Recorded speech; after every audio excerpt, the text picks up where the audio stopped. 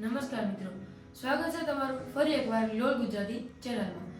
જો તમે અમારી ચેનલ ઉપર નવા હોય તો લાઈક, શેર અને સબસ્ક્રાઇબ કરવાનું ભૂલશો નહીં. આજે આપણે ફરી એકવાર લઈને આવ્યા છે પ્રશ્નોત્તરી.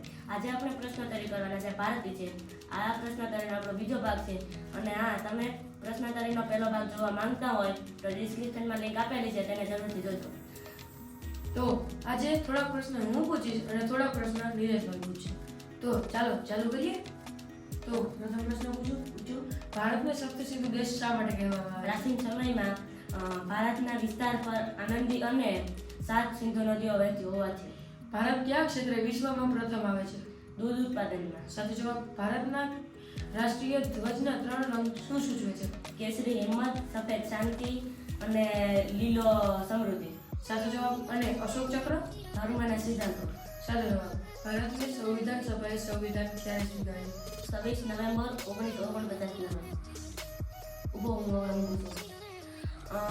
ભારતનું રાષ્ટ્રીય ફળ શું છે? ભારતનું રાષ્ટ્રીય ફળ કેળી છે. ભારતનું રાષ્ટ્રીય ફળ ફૂલ. ભારતનું રાષ્ટ્રીય ફૂલ કમળ છે. ભારતનું રાષ્ટ્રીય વૃક્ષ. ભારતનું રાષ્ટ્રીય વૃક્ષ વડ છે. અને ભારતની રાષ્ટ્રીય નદી.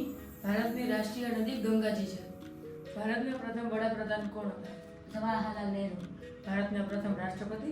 ડોક્ટર રાજેન્દ્ર પ્રસાદ. ભારતના પ્રથમ મહિલા રાષ્ટ્રપતિ? પ્રતિભા પાટીલ. ભારત ક્યારે આઝાદ થયું? ભારત 15 ઓગસ્ટ 1947 રોજ આઝાદ થયો હતો. ભારતની સૌથી લાંબી નદી કઈ છે? ભારતની સૌથી લાંબી નદી ગંગા નદી છે. ભારતનું સૌથી નાનું રાજ્ય કયું છે?